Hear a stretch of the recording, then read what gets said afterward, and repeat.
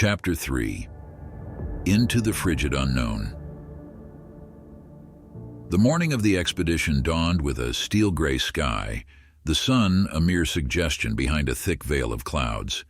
The team assembled at a private hangar, where Captain Lyle Hammond's plane sat ready, looking like a relic from an era when aviation was still an adventure.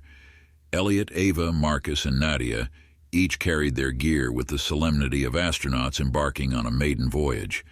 They understood the risks, the countless variables that lay ahead, and the very real chance that this journey could end in obscurity or disaster. Captain Hammond greeted them with a nod, his face unreadable. "Weather's holding for now, but we'll hit a front about halfway to the drop zone. It's going to get rough." Eliot clapped him on the shoulder.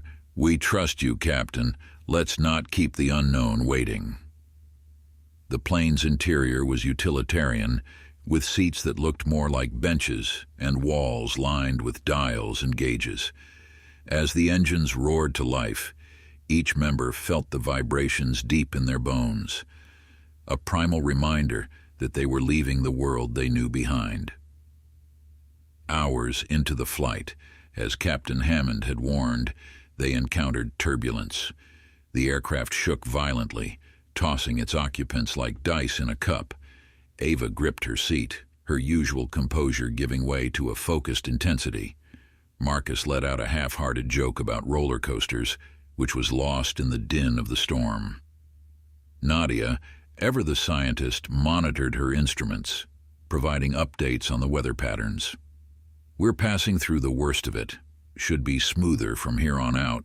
As the turbulence subsided, Eliot peered out of the small window, watching as the icy expanse below them stretched to the horizon. The enormity of their quest settled in his heart, a mixture of fear and exhilaration. Upon landing, the cold hit them like a physical force, a reminder that nature, not the shadow regents, was the immediate danger here. They unloaded their gear quickly, and with a final tip of his cap, Captain Hammond turned the plane around, leaving them in a landscape of endless white. With the plane gone, the silence was absolute. They were alone, a speck of life on the vast canvas of ice and snow. Eliot took the lead, navigating by the coordinates that had haunted his dreams for months. The first day's march was grueling. The snow was a relentless adversary, and the cold seeped into their layers, a constant enemy against which they battled with every step. They set up camp as the light began to fade, the dome of the sky turning a bruised purple. That night, huddled in their tents, the gravity of their isolation pressed upon them. They were cut off from the world they knew, relying only on each other and their shared determination to uncover the truth. The next days fell into a rhythm of travel and camp, each day blurring into the next. They crossed frozen rivers, navigated around crevasses, and climbed ridges that stood like silent sentinels in the white desert. On the third evening, as the twilight cast long shadows across the snow, the group noticed that Nadia was unusually quiet. She had been lagging behind for most of the afternoon, her gaze often turning back to the way they had come. After they had set up camp and the meager warmth of the portable heater filled the tent, Eliot addressed the elephant in the room. "Nadia, you've been distant. Talk to us. What's going on?" Nadia avoided eye contact, her voice barely above a whisper. "I'm not sure we're prepared for what we'll find.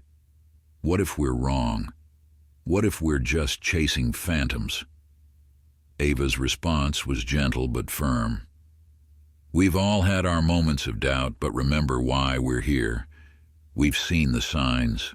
We've questioned the anomalies. This is bigger than us." Marcus added, "We knew it wouldn't be easy, but we agreed. This is a one-way trip, forward until we find the answers or there's nothing left to find." Eliot knelt beside her, placing a supportive hand on her shoulder. "We've always known the return journey was a luxury we might not afford, but the truth is worth that risk. If not us, then who?" Nadia met Eliot's gaze, the flicker of fear in her eyes giving way to a renewed determination. "You're right. We can't turn back now. I'm with you all to the edge of the world and whatever lies beyond." The conversation solidified their resolve.